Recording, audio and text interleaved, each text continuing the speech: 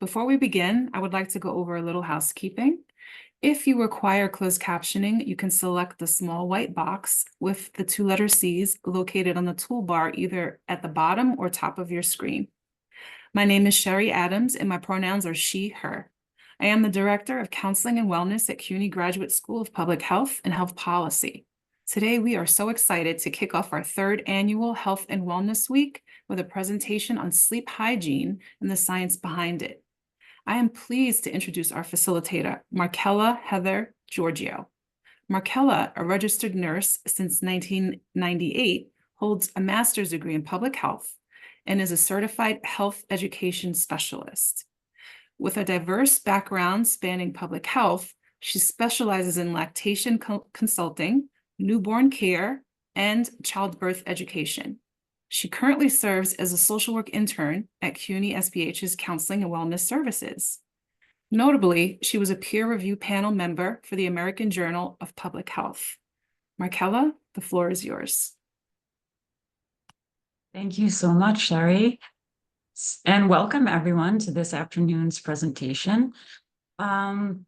Very excited to talk to you about sleep. I'm actually fascinated by sleep and love talking about it. And as Sherry said, I have a background in public health and from the medical field and social work, so I kind of view the topic from an interdisciplinary lens.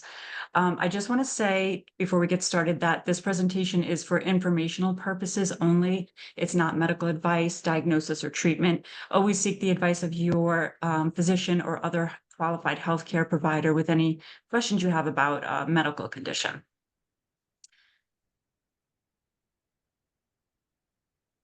So this afternoon, we're going to talk about sleep, why it's important, what it is, how it affects health.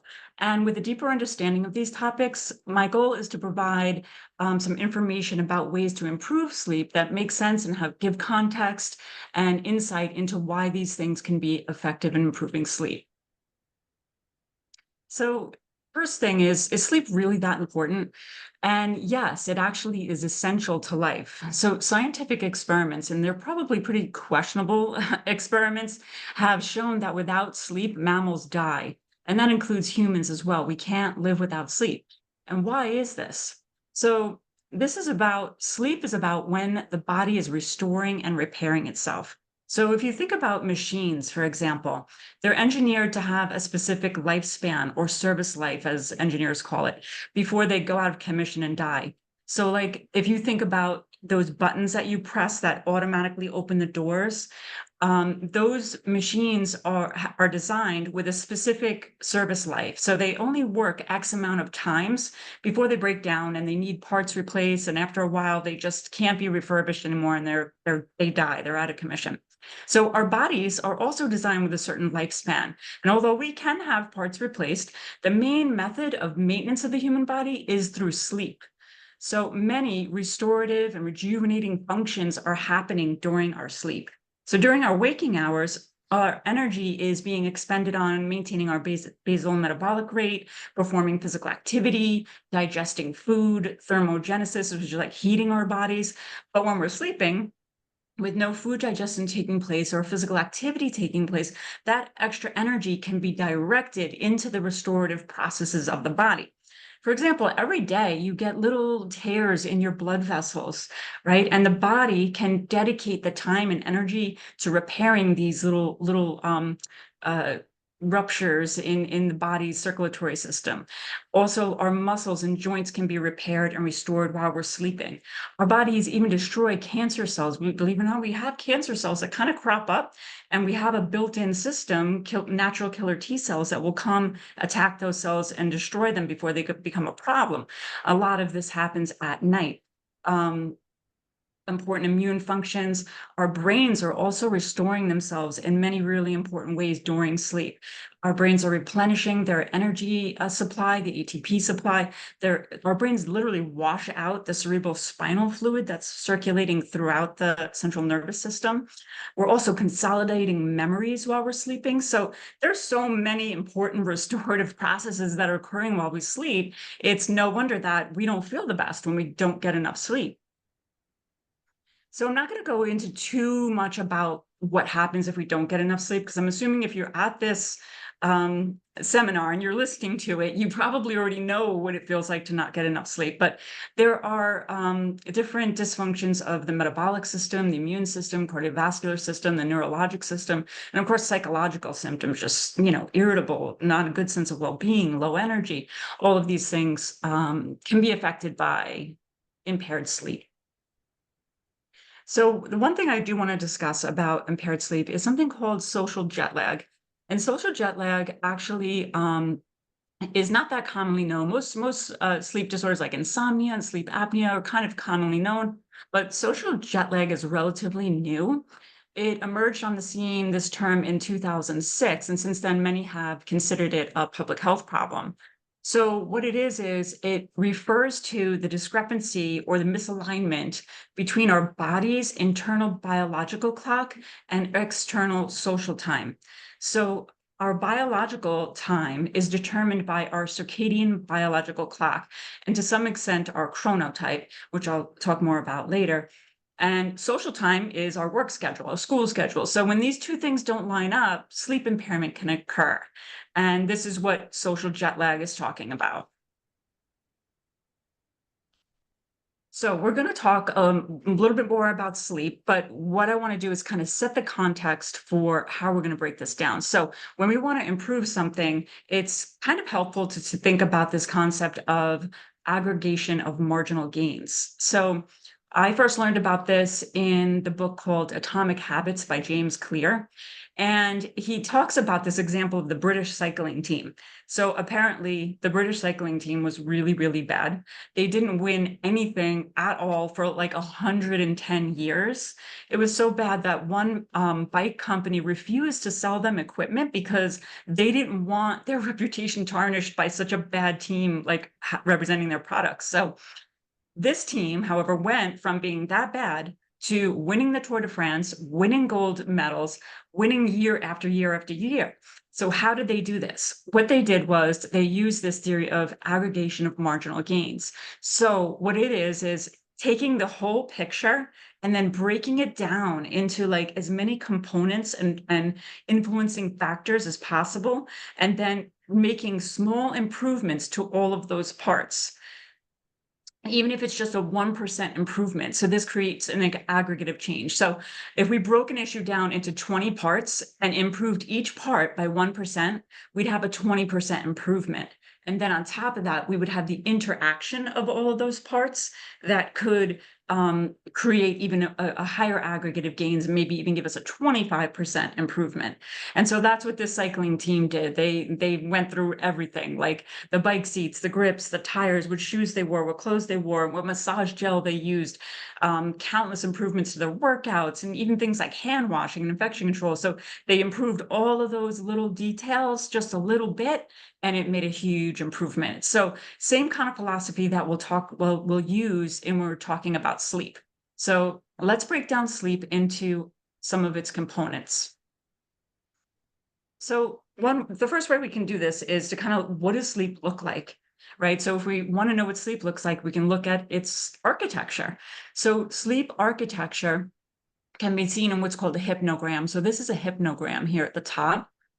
And these images that look like kind of inverted buildings, those are the sleep cycles. So let's kind of break down this chart a little bit. We see here at the very top, hopefully you can see my cursor where I'm pointing to. Okay, great, thank you. So here, this person was awake at 11 o'clock and then they went to sleep. So they slept and then they woke up at 7 a.m. So what we're looking at here is 8 hours of sleep. And then each of these building type structures are the sleep cycles. So this person went to sleep, they went into, now we have 4 phases of sleep. We have REM sleep, which probably everybody's heard of, the rapid eye motion sleep. And then we have 3 stages of non-REM sleep, stage 1, stage 2, and stage 3.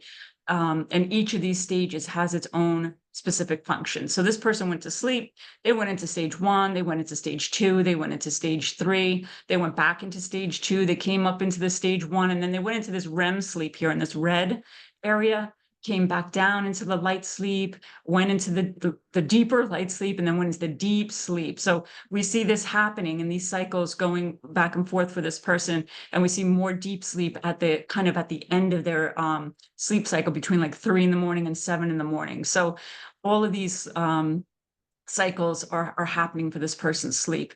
And then we can just see here a little bit deeper detail about this person's sleep. These waveforms are the electrical activity from the person's EEG, so the brain activity.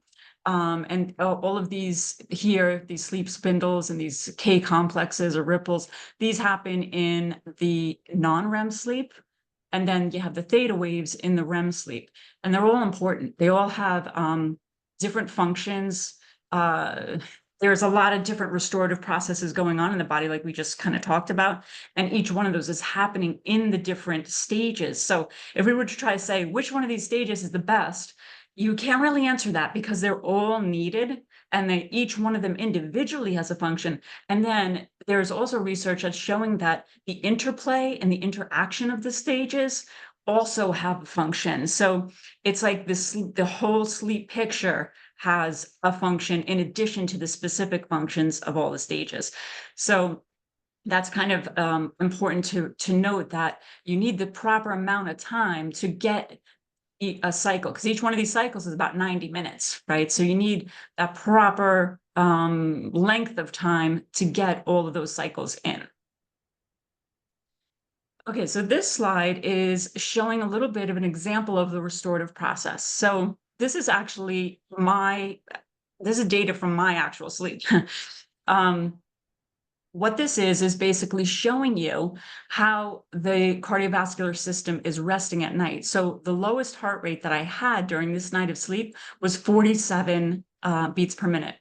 Now you can see here, these graphs are sort of an inverse. You can see how the heart rate is going down throughout the night of sleep. And then this heart rate variability is going up throughout the night of sleep. And that's good. This heart rate variability, it's a reflection of the autonomic nervous system, which is the parasympathetic and the sympathetic nervous system. So a higher heart rate variability actually is reflecting a healthier autonomic nervous system. And then a lower heart rate is super beneficial because if you think about a heartbeat, like dum, dum, dum, dum, dum, dum, right? Every time you hear that sound, that's the heart beating, but that pause in between sounds, that's the time when the heart is resting. So if you have a lower heart rate, you have longer rest times in that cycle of heartbeat. So, and your heart, like we talked about, parts having a certain lifespan and needing maintenance. This is your heart's like rest time and downtime to restore itself and do all these processes that it needs to do. So this is just an example showing kind of like what's going on during sleep. And you can see I slept that night from 10:15 to 7:18. And that was what my cardiovascular system is doing. So I use a biometric monitoring device that monitors about 20 biometric data points to analyze my sleep patterns. So this is a good example. We can look at these charts to kind of break down sleep into like, what are the parts of sleep? What's going on with sleep, right? So if we take a look at this night's sleep, we can see total sleep. So this is the total amount of sleep I got was 7 hours, 25 minutes. Now, efficiency refers to how many times did I wake up and stay awake? Like, did I wake up at 2 a.m. and stay up for 2 hours? That's kind of what efficiency refers to. Restfulness refers to how much did I move around? How active was I physically? And then, of course, we have the REM sleep, like we talked about, and the deep sleep and latency. Sleep latency refers to the amount of time it took me to go to sleep and fall asleep. So I laid down 30 minutes later, I was sleeping.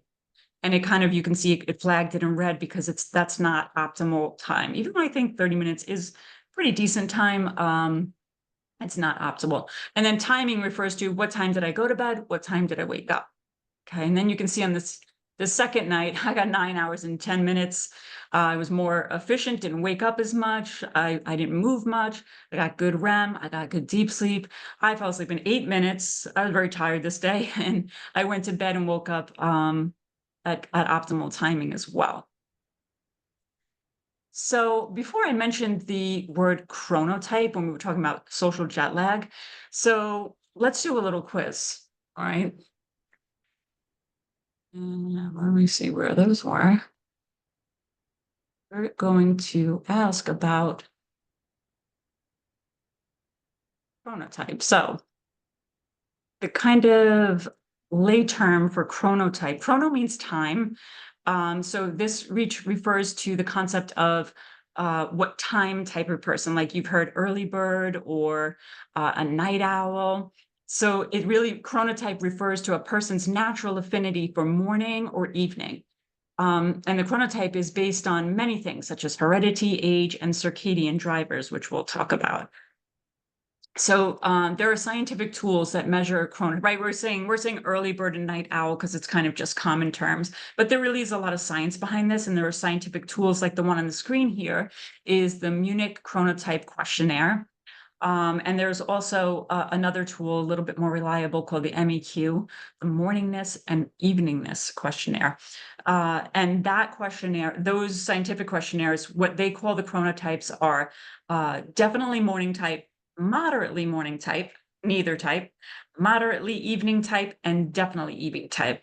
So those tools are based on like some pretty complex mathematical calculations, and the data they use are based on days that you would go to sleep when you didn't need an alarm clock. All right, so we'll look at this results and this poll, and you guys can see the results, hopefully. So half of everyone here is an early bird. 25% is a night owl, 25% somewhere in the middle. I think I'm also somewhere in the middle.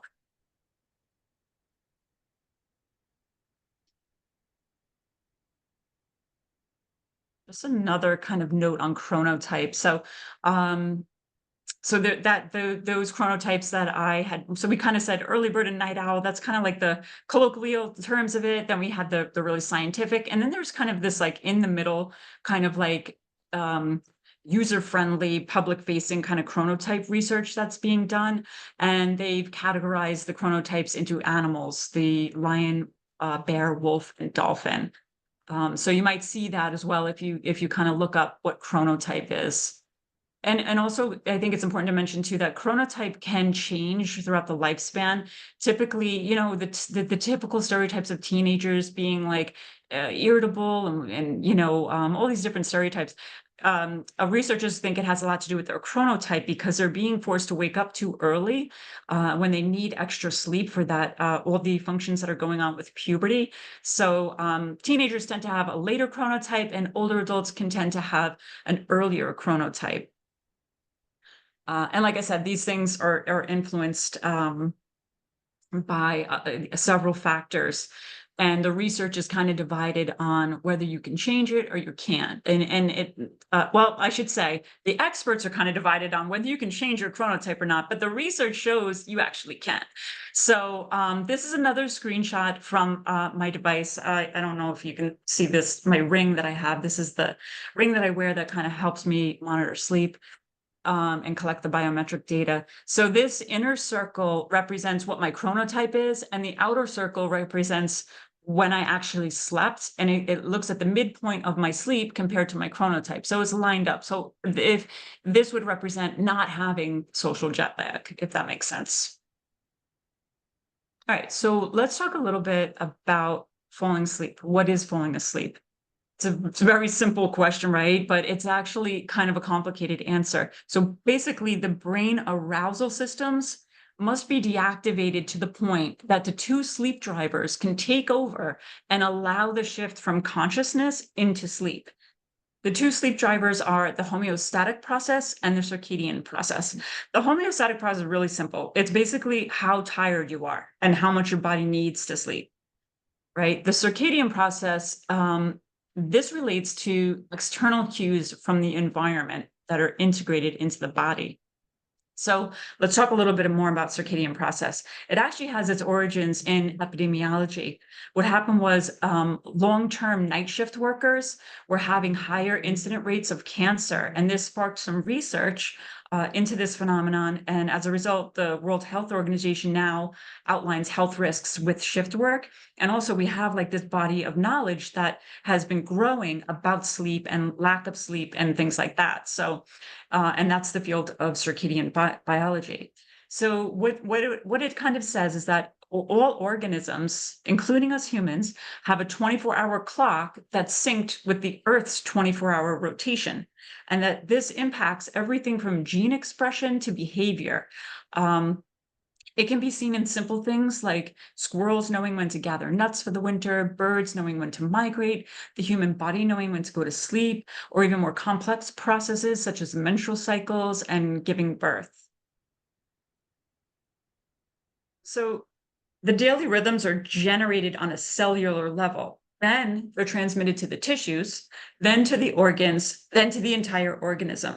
And it all starts with the retina that receives photic information. And that photic information, which is light, a fancy word for light, that light is transmitted through the optic chiasm into the brain, where the pacemaker for the brain is located in the hypothalamus. So I'm sorry, the pacemaker for the circadian clock. So this light information that's going into the eyes is connected to the pacemaker of the circadian clock. So it's the primary driver that sets our biological clock with the Earth. And it's largely responsible for our chronotype as well. So light signals are the major driver. The other signals are food intake and activity. And the fancy word for these signals is Zeitgeber. So Zeitgeber means time giver or timekeeper in German. And it kind of highlights the importance of setting routines with the light exposure, the food intake, and the activity. And it will also kind of just take it one step further, the process of these Zeitgebers influencing the body is called entrainment. So that's one thing that we can control, the entrainment, because we can control our exposure to light, our food intake, and our activity. Right, so just to recap, the two contributing forces to sleep are the circadian process, the light-dark signals, the calorie food intake, the activity levels, and then we have the homeostatic pressure, which is our sleep pressure, how tired we are versus how aroused we are.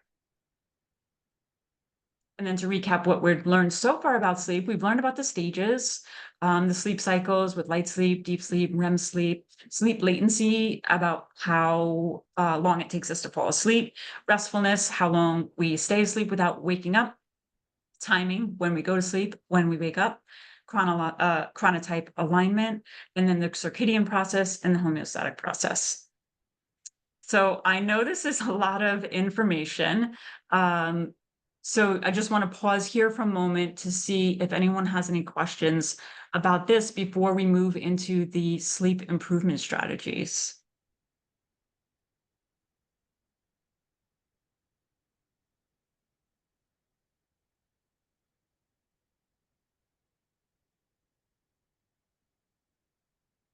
All right, well, let's move on. We'll go into the improvement strategies.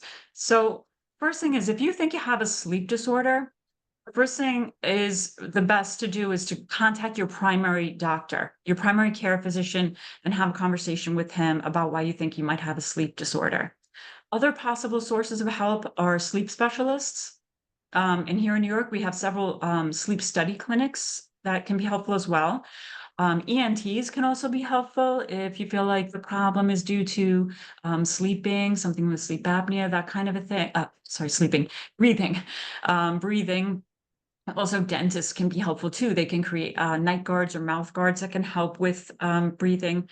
Neurologists as well can diagnose different neurological factors that might influence sleep. And also, therapists can be really helpful. There's a lot of research showing that CBT and mindfulness are effective at improving sleep.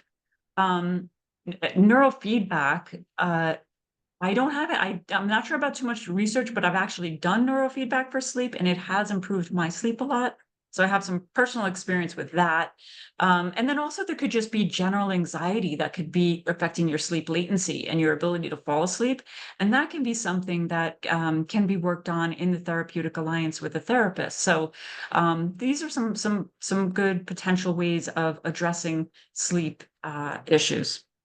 But if you're looking to just kind of improve sleep, let's get into some things that can help, right? So first thing is the mindset, right? Creating this attitude of acceptance of sleep as a priority activity, not kind of relegating it as like a luxury we can sometimes afford, but thinking of it like as top priority. We guard our sleep time as something valuable and precious that contributes to our health and our well-being. And since this is an audience of students as well, I think it's worthwhile to mention, I kind of just said, oh, memory consolidation happens when you're sleeping. But what does that actually mean? It means that all this information your brain is getting, it's being consolidated, organized, processed, stored during the night. So if you're learning information, memory consolidation actually has a lot to do with learning. So sleep affects, definitely has a connection to your learning. So I think that's important to kind of highlight, given that our audience is our students. So creating a mindset where sleep is ranked high on our list of cherished activities and is guarded, I think that's kind of like the first step in looking at what we can do to improve sleep. So let's talk about a little more practical things. So we talked about sleep latency, right? And this is something I have a quiz on. Okay, so let's do a little poll here, guys. Think here. Let's do the sleep latency. All right. So what's your best estimate of your sleep latency? How long does it take you to fall asleep on average? On average.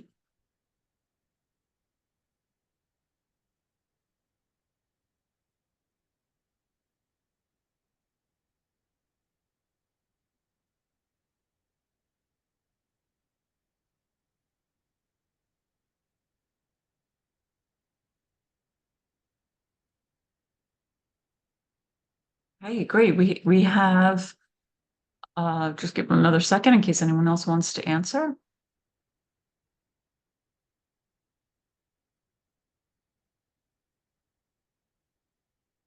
Okay, so we have a range here. We have 25% can fall asleep within 5 to 20 minutes, 50% 21 to 30 minutes, and 25% more than 46 minutes.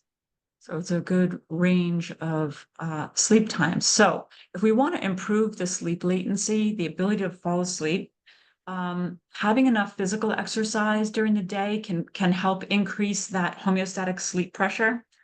Also, if racing thoughts are contributing to the ability to fall asleep, using the journaling technique on a non-digital format or a voice recorder before bed can help to kind of give those thoughts an outlet to be expressed so that there's less arousal in the brain, and the pressures that initiate sleep can kind of overcome that. So it's bringing a little more balance into that system. Also, playing an audio meditation, guided imagery can be helpful before going to bed, as well as practicing mindfulness. And mindfulness, I know, is kind of like that term's thrown around a lot, but it was really brought into the medical field in 1979 with a man named John Kabat-Zinn, who got a research grant to use meditation to help people who had chronic pain that were basically considered untreatable with other methods. They weren't responding to anything else, and the mindfulness helped them. And so how this would apply to sleep could be kind of recognizing like, hey, I'm still awake. Even though I'm trying to go to sleep, I'm still awake. And that's okay. Because what happens is sometimes we can be anxious, like, oh, I'm not falling asleep and I need to get to sleep because I need to be up. I have things to do tomorrow. So it can create this cycle of anxiety. So mindfulness it asks us to be present in the moment and to accept without judgment what we are experiencing. So kind of acknowledging and accepting the fact that, yes, I'm not sleeping yet, but I'm also resting and my eyes are closed, and just kind of trying to not contribute to a cycle of anxiety by being mindful about experiencing the rest, feeling what it's like to feel in bed and not be up and doing things, and kind of accepting that. Also, and I think there's a lot more I could say about that, but I think it's just a kind of a helpful thing to bring into sleep practice. Also, parasympathetic breathing can be very helpful before sleep and to increase sleep latency. So it's sort of a neuroscience breathing technique, even though it's something really, really simple. We can even try it together here. So parasympathetic breathing, basically what happens is your autonomic nervous system is divided into two branches, the parasympathetic and the sympathetic. The sympathetic is the one we all know about that is connected to our fight or flight or freeze response. This is the adrenaline rush. This is the go, go, go, get out of danger part of our nervous system. Parasympathetic is the one that puts the brakes on that and brings us back to a homeostatic level. So they're operating in sync with each other to either give us that extra energy and push we need to get out of danger, or bring us back down into that rest and digest state, or be somewhere right in the middle where we need to just be like engaged, right? So every inhalation that you take is connected to your sympathetic nervous system. Every exhalation that you take is connected to your parasympathetic nervous system.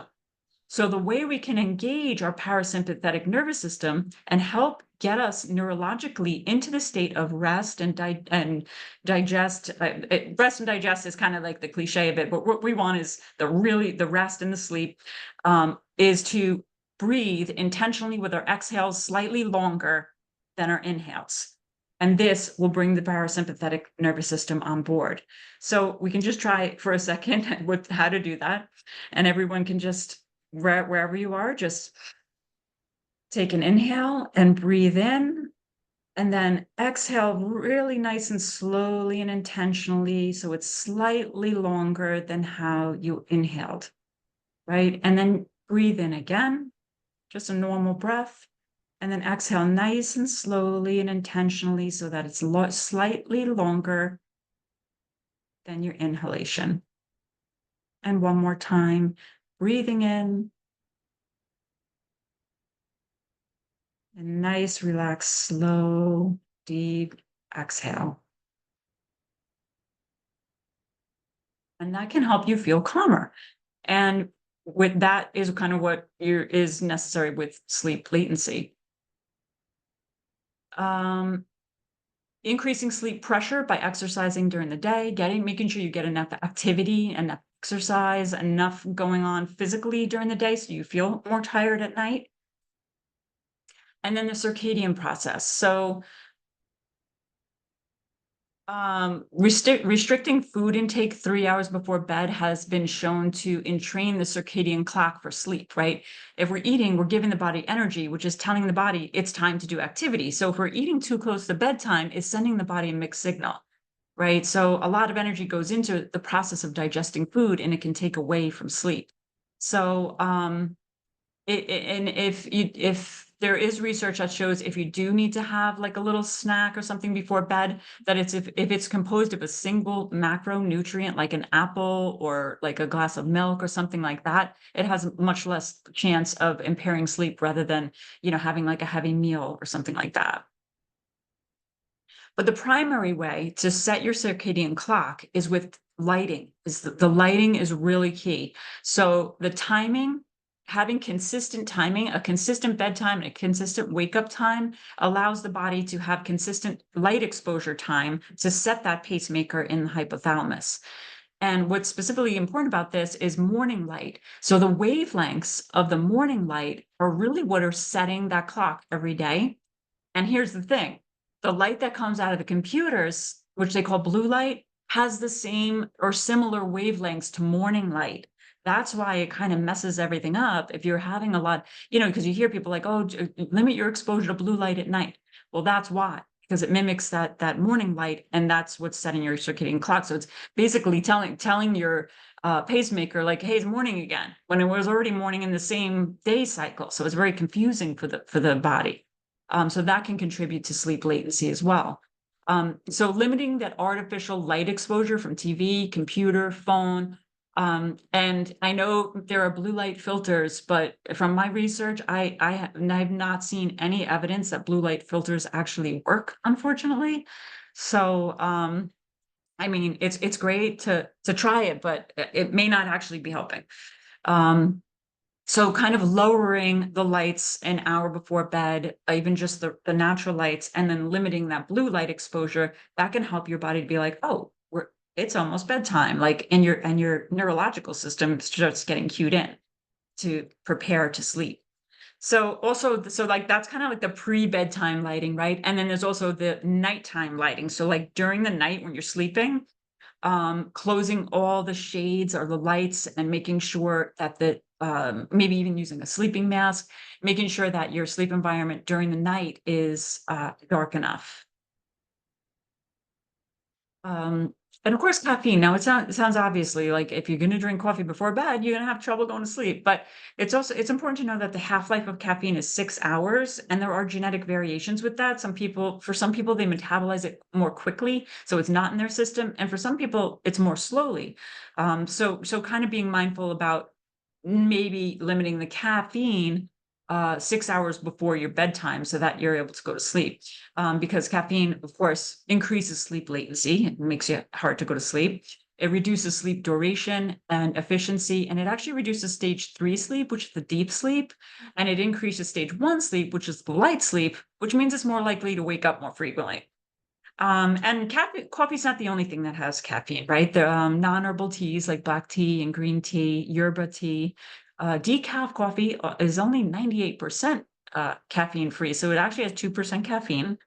Dark chocolate has caffeine, soda, energy drinks, foods containing guarana, Guarana. I might not be pronouncing that right. And like I said, the yerba mate. So those things can have an effect on your sleep for sure. Alcohol also. Now, alcohol can increase your sleep latency, which means they help you fall asleep quicker, but it disrupts the sleep architecture, especially in the second half of the night. When we looked at that sleep architecture hypnogram, how the second half of the night really had that deep sleep. Well, that's where the alcohol can really impair that amount of sleep, especially the REM sleep. So that should be used with caution as well near bedtime. Reducing the temperature of the room you sleep in can be helpful. So one of the things that happens during sleep is in that early light stage sleep, the heart rate begins to lower and the body temperature begins to lower, right? Because thermogenesis takes a lot of energy. So we're lowering our thermogenesis, our heat production, so we can take that energy and put it into the restorative processes of our bodies. So you don't have to sleep in a cold room. You can still fall asleep in the heat, but lowering the temperature of your room can help kind of facilitate that process of the body temperature dropping and going into sleep. So we probably all know this in New York City, right? Loud, persistent noises. We're all kind of familiar with that. Loud, persistent noises can increase the stress hormones in our bodies. And if we have stress hormones circulating through our bodies, we're going to be at a heightened arousal, which interferes with what we need is a lower arousal so we can fall asleep. So we can kind of use sound to our advantage by like creating this, what I like to call the analog hour, kind of creating some relaxing music or relaxing sounds. There's actually research that has shown that cortisol levels decrease when listening to nature sounds like birds or ocean or waterfalls, stuff like that. So things like that can help. Oh, also, using like noise canceling headphones or earplugs or noise machines that play music or ambient noise or nature sounds throughout the night. So again, just paying attention to the oral environment or the sound environment that hour before bed, that your body needs to wind down, and then during the night where you're sleeping as well. I have my sound machine on like full blast because I get a lot of traffic noise as soon as like 5 a.m. comes around, everyone has to beat the horn at 5 a.m. I don't know why. So creating a sleep sanctuary can also be really helpful. And this is reserving your bed only for sleep. And here in the city, we tend to live in smaller spaces and we tend to kind of like multi-purpose a lot. I totally get that. But maintaining your bed just for sleep gives your brain a cue that it needs for sleep, because your brain will kind of unconsciously connect this bed with sleep, right? If you're only using it for sleep and for sex. So not watching TV or scrolling social media or working off your laptop in bed, those things will actually help your brain recognize that this is a cue for sleep. Also paying attention to all the little details, like how we've talked about, like the aggregation of marginal gains, like looking at the details. How comfortable is your blanket and your sheets and your pillows, your mattress, and kind of like, making those details as comforting to you as possible. And on a similar vein, where we're creating these messages for the brain, and this isn't just thinking like I consciously, oh, it's bedtime, I'm going to go to sleep. There are other parts of your brain that work automatically that can process these cues without this cognitive component. So maybe you've heard, like, of people like reading bedtime stories to their children. This is actually a lot of wisdom in this, because it creates a marker in time where the usual daytime activities are ending and the preparation for bedtime begins, and it allows the brain to begin that process of shifting. So this outward signal that bedtime is approaching, we can create this too. Reading ourselves a bedtime story, but also kind of an adult version could be kind of like creating like 3 things that you kind of sequentially do as a routine before bed. So it could be things that you already have to do, like lock the door and shut the lights off and maybe lower the heat or whatever. Or you can add something else to it, like, you know, uh, thinking about your 5 senses, like a beautiful smells. Believe it or not, lavender is actually a research-based, evidence-based facilitator or intervention that could be used to help sleep. So maybe diffusing some of that oil, or I think they have little sprays for your linens, things like that, playing relaxing music, lowering the lights. All of these things can contribute to creating like a little sleep ritual for yourself, where it's like you're doing these things outwardly and you know about them, but are also giving this kind of automatic cue to your brain that's like, oh, okay, your brain's able to shift by kind of like going into this sleep time ritual. So it's kind of like what I was saying, like the analog hour, kind of like bringing the sleep time in. And also something else, hot baths, a lot of people find helpful, and also hot herbal teas. And there is research that shows specifically lemon balm, passion flower, and chamomile have been shown to promote relaxation. But just use caution if they would have sugar, because you don't want to kind of create this sugar rush just before bed, because then you're kind of working against yourself. Um, yeah, so like I said, creating that ritual of the analog hour, the hour before bed, just winding everything down, bringing it into a calmer state, working with the photo entrainment to decrease the light signals that are coming in, and kind of creating that sleep environment. I do want to mention too that there are some natural sleep enhancers like kava kava and valerian. You should always really talk to your doctor about those, because yes, they're all natural, but they can have pretty serious side effects if overused, or people with certain pre-existing conditions use them. So super careful with that. Definitely talk to your doctor before using anything like that. Okay, so let's just recap what we talked about how to promote sleep in some of these modifications. So improving latency, journaling, non-digital journaling, preferably like voice journaling or paper journaling, reading, preferably non-digital as well, mindfulness, acceptance of the fact that, hey, I'm not falling asleep as quick as I want. It's okay, I'm still resting.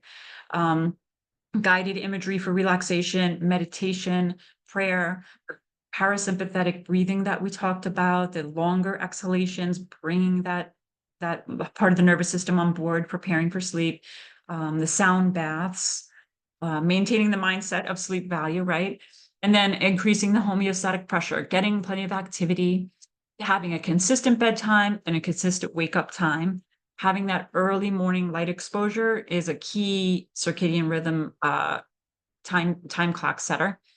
Limiting the pre-bed light exposure, having a dark sleep environment while you're sleeping, restricting the pre-bedtime calories, restricting the pre-bed caffeine, restricting the pre-bed alcohol, having a cool room temperature, ambient noise, attention to the detail of your sleeping space, and sort of those sleep rituals, having a designated sleep clothes that can also be, the pajamas or something that you sleep in all the time can be a cue to your brain, like, oh, this is what we're doing now.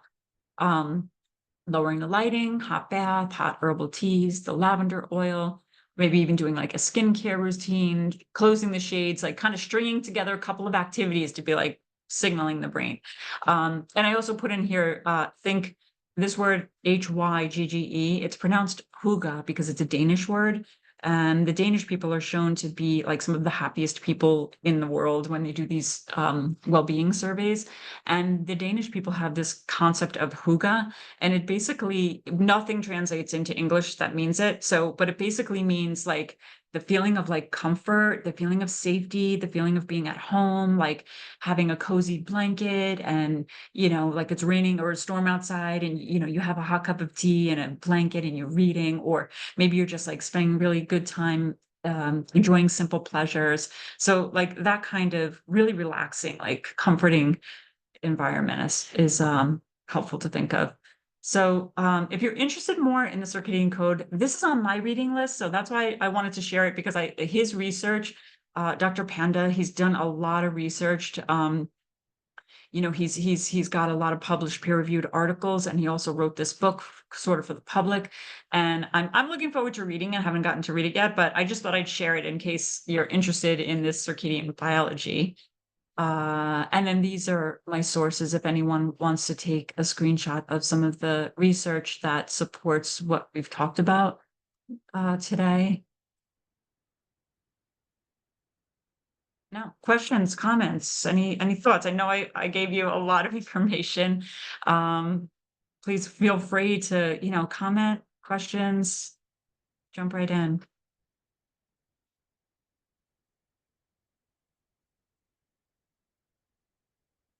Go ahead, Stuart, unmute yourself. Feel Hi. free.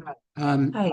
So I just want to say how grateful I am for the presentation and for this kind of grab bag of possible pathways and strategies for improving sleep and supporting good night's sleeps. I'm a student advisor at the Columbia School of Social Work. I'm not a student, although I'm kind of a student of this subject, having being a lifelong trouble sleeping person, and I was drawn to this for that. Somebody shared that this was going to be happening, and so I'm glad that I attended. And there are some things that I think that I can apply or try, something else. Yeah. The journaling is one that struck me. Yeah, no, thank you so much for sharing that, and thank you for coming. I'm glad that you're finding this information helpful, and I hope that it will bear some sleeping fruit for you. And you didn't fall asleep during the presentation, so that was good. I'm happy about that. No, the joke was that I hoped I would fall asleep during the presentation. Right, right. And didn't. Yes, I will. I wish you a good night's sleep tonight and going forward for sure. Thanks. Sherry, does someone else have their hand up? Yes, Sarah. Okay, yeah, go ahead, Sarah. Hi, I'm also not a student. How are you? Thank you both. This is so informative and helpful. I have reached a certain point in my life where my hormones are changing, let's put it that way. And boy, howdy, has my sleep suffered. I have worked with a primary care doctor, and I'm also working with an acupuncturist. and I think I'm sort of, getting some general ways of helping myself, but I wonder what you think of this. So I'm a wake up at 4 a.m.er. Mm. And I have been using melatonin to get to sleep, but then it's like I'm not going to take it at 4 a.m. because then like my morning is just going to be even more brutal. But but it's the getting back to sleep where it's like, blah blah blah blah blah. I'm planning out my entire day, and I'm pretty much dressed and ready to get out the door in my mind. But it's 4:15, so I know there's some tricks, and I trick myself out of doing those tricks. And the trick that works for me is getting up and reading. But then I trick myself into convincing myself, nah, you don't need it this time. So I mean, I don't know if there's a trick to not trick myself anymore, but Yeah. it's a funny game that I'm realizing I'm playing with myself, and it's terrible, but it's true. Like it's Yeah. true and it's funny. But I Yeah. also have tried this breathing technique that you've suggested too, and I find that useful as well. Yeah, yeah. And I know which technique you're talking about. Some people are saying, if you do wake up, then get up and do things, so that you're not associating your bed with this sleeplessness type of thing. And you get up and do something. And then when you feel tired, get back in the bed and you have a higher chance. And that does work for a lot of people. And, it sounds like for you, it doesn't seem to be working out that well. And something, that is possible to incorporate with with that parasympathetic breathing is kind of asking your brain to enable the part of the brain that initiates sleep, and kind of asking it to come on board. That's just your brain. You can tell it to do whatever you want, and you can certainly tell it, hey, it's time to go to bed now, so I'd like to access the part of my brain that sleeps, and kind of just sitting with that and then breathing and seeing what happens. And because this is your brain, and it is possible for you to initiate that. And also, I know some of what I've read with that book, Dr. Panda's book. There's a research, I don't know if he did it or if he just referenced it, but it was people who had severe sleep impairment. And what they did was they actually took them out into the wilderness where they had no access to like electronics. So they were all people that were using melatonin, using different supplements. And by putting them in the wilderness, they were naturally exposed to the light of the earth the way it naturally is. And everybody was able to fall asleep before 10 and sleep through the night. So I don't know if they were women going through hormonal changes or what, but I thought that was interesting that, his research was kind of showing that possibility of naturally resetting the circadian rhythm, because the melatonin, it does work, but you're probably finding that it isn't a long-term solution, and it doesn't work in all contexts, maybe. Yeah, right. No, that's super interesting. And I think I'm gonna get this book because I would like to learn more too. Yeah, Yes. for sure. And Markella, you've shared so much really fascinating information, but also like you've gone in depth in a way that I don't think a lot of us have access to. Like maybe we've heard of some of these tips, but we didn't understand why. So thank you so much for sharing the science behind some of the tips that we see, just like, on the internet, in pop culture. So Yes. I'm like feeling very hopeful about sleep improving just based on some of the things that I learned here today. And it's interesting what you said about how folks were taken out into nature and they were able to sleep much better. And I think that's also reminding me of something that I read recently about how we often tend to get up in the morning and the first light that we're exposed to is the lights from our phone. And the recommendation is to get at least 15 minutes of natural light, right? If it's sunny. If it's cloudy, 30 minutes of natural light before grabbing for our phone. And that, of course, takes a lot of discipline, but it can be so worth it. So I feel like I could take a nap right now based on how hopeful and comfortable this presentation has made me feel. So thank you so much for this. Absolutely. Thank you. Thank you all for participants coming. joining. Yes, thank you. Thank you so much.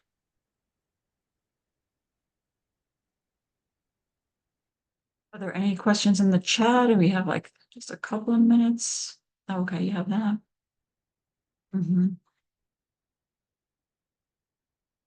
Okay, looks like we're good. Thank you everyone for coming. Thank you.